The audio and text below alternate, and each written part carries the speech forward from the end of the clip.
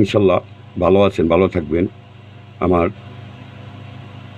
শাহচন্দ্রপুরী পীর বাবাজান, নকশাবন্দি, মোসাদ্দেক তরিকা, সুলতানুল আউলিয়া, জামানার মোসাদ্দেক, বাবা চন্দ্রপুরী, উনির কিছু কিছু আলোকিত ঘটনা অনেক কিছুই আছে। আমি শিক্ষা গ্রহণ করতে পারি নাই, কেউ আমার শেখানোর জন্য চেষ্টাও করে নাই, খালি নেওয়ার তালে আছে, কেউ কেউ দেওয়ার তালে নেয়। তা আমার বাবাজান, আমি বাবাজানের নাম বলবো না, তার আল্লাহর জিকির দিল, আমাদের আল্লাহর ভয়, বাবাজান যেভাবে আমাদেরকে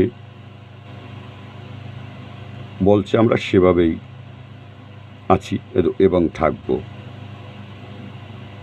তাই জাতের এলেমের হেকমতের শেষ সীমা নাই। তাই আল্লাহর পাক বলিয়াছেন, হে মুহাম্মদ, আপনি বলেছেন, হে খুদা, তুমি আমার এলেমের বাইরে দাও, অর্থাৎ তোমার জাত হইতে যে এলেম আমার ভিতরে প্রবেশ করিয়া থাকে, ওই এলেমকে বাড়াইয়া দাও। এই কারণ ওই এলেমকে উলেমে তিন হাকাকয়েক 4 নাফসিয়া বলা হয়। এই হাকিকতের নাফসিয়ার ভিতরে যেসব উলুম ও সুস্থত ও নিগৃহ রহস্য নিহিত রহিয়াছে, উহা বোঝার জন্য সুস্থ জ্ঞানের আবশ্যক এবং দেখার জন্য অন্তর্চক্ষু পরিষ্কার হওয়ার দরকার। ওই চক্ষু যখন খুলিবে তখন নিজের ভিতরে সব কিছুই দেখিবে এবং যাহা কিছুই পাবে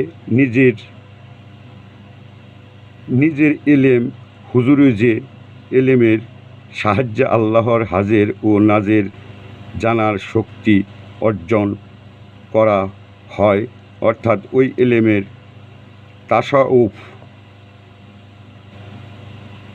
2 রেজা সন্তুষ্টি।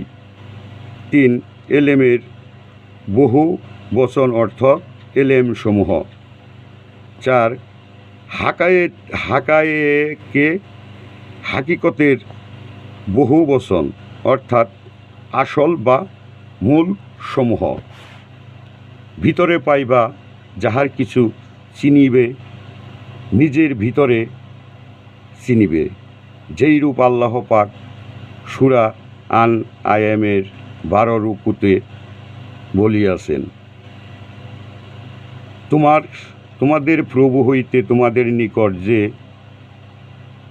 চক্ষুসমূহ আসিয়াছে, ওই চক্ষু দ্বারা যে আপন নফসকে দর্শন করিতেছে এবং যে দর্শন না করিয়াছে তাহার উপর, অর্থাৎ ওই ব্যক্তি অন্ধ থাকার কারণে নিজের নফসকে এক দেখে নাই,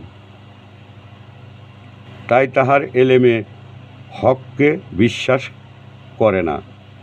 তাই হযরত মাওলানা রুমি রসুলুল্লাহ সাহেবে বলিয়াছেন, আসল এলেম সুফিদের এলেমের মধ্যে গোপন হইয়া গিয়াছে, এই কথা কখনো লোকদের বিশ্বাস হইবে না।